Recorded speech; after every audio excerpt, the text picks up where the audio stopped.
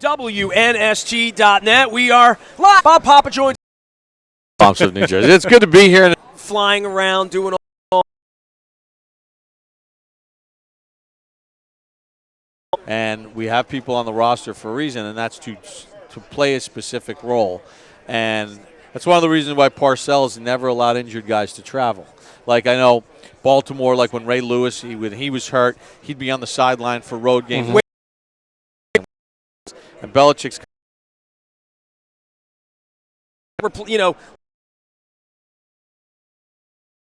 with the same cast of characters back, but better wide receivers. Right. Sterling Shepard was better than Ruben Randall. Sure. And Victor Cruz, even in his different state that he's in, is still more of a threat than Dwayne Harris was as the third receiver. So how did the offense go from 8th to 26th? They still don't know the answer to that. They could not solve the cover two.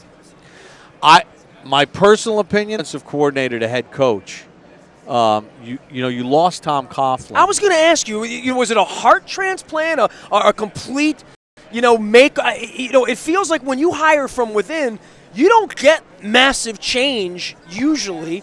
How did that go? Did you feel massive change in philosophy? Or was it sort of, well, Tom's out, but it's the same thing? Well, everyone thought it would be the same thing because it's the same offense and it was year 3 in the offense. But I think, Coughlin was always his background is offense. So I wonder, as he sat in the offense, and Tom was great. When he hired McAdoo, it was a whole different philosophy than what he was accustomed to running, the Gilbride offense, what Coughlin built his career on. But he was open to change for the betterment of the team. So he brings in Ben McAdoo, and he gives him autonomy to run the offense. But he was still there. And I wonder how many times maybe Coughlin was in the offensive game plan meeting. Second-guessing. Yeah, now it's all McAdoo. I mean, he's running the offense, he's calling the plays. So I think what you have is you have a learning curve. Now, when you win 11 games in your first year, that's a nice deal. Sure. Right? I mean, that's a nice way to learn. Now we'll see what the adjustment is for them, what they identify as what needs to be fixed, and then how they go about fixing it. Well, they need to find a running game. I mean, you mentioned the cover two. How do you bust up a cover two?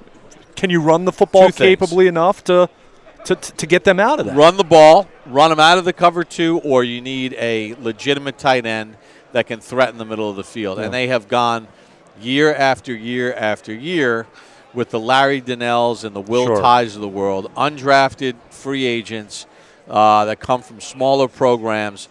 A couple of years ago, Donnell kind of hit his ceiling, and that was it.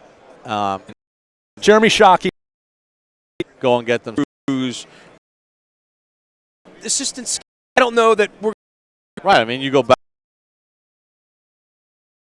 They were successful. Well, Arthur Blank. Yeah, why wouldn't San Francisco? Andy Reid was work, and then he listened to the players. Said that was another lesson that he learned. You don't listen to the players. He elevated Romeo Crennel from the interim head coach to the full-time head coach. Goes, bad move on my part. So I deserve to get fired for that. And, hey. Also took a quarterback and took a gamble there. Here's the other I was there at the low point when the plane was flying around. Literally fired Scott Pioli the day the Castle was cheered when he got injured, and Winston went nuts in the locker. I mean, I saw the bottom of that in Kansas City. I didn't think people there were mean. No, you know what I mean? It was an insane thing to witness in this place like Kansas City, and now, they've come out of it. So's Pioli, by the way. He might put a ring on his finger. By the way, if you look at some of the Falcons' struggles since they had the good team in 12, they missed on a lot of draft picks.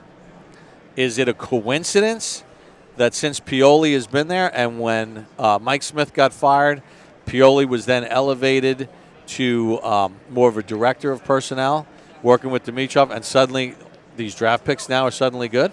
Is that a coincidence? Well, you give him blame when things don't go right in Kansas City. You got to give him credit when things go right in Atlanta, right? Right. I mean, so why would San Francisco not call him? Bob Papa is here. He is the voice of the New York Football Giants up in the swamps of Jersey. I'm hanging out with Springsteen and also there's no earthquakes. I'm kind of weird. We're going to have to keep a look on the geological thing. You know, A few reporters in town were just like messing with it, and all of a sudden I look up. I think we're having a little earthquake. just a little one. Yeah, I mean it wasn't. People in I had a California get would out laugh moment. at hearing I it. had there's the door out. Out. You know, I know enough to get out. That's the first rule. Don't go to the basement. You're smarter than he is. Bob Papa joining us here. We're live at Super Bowl 50.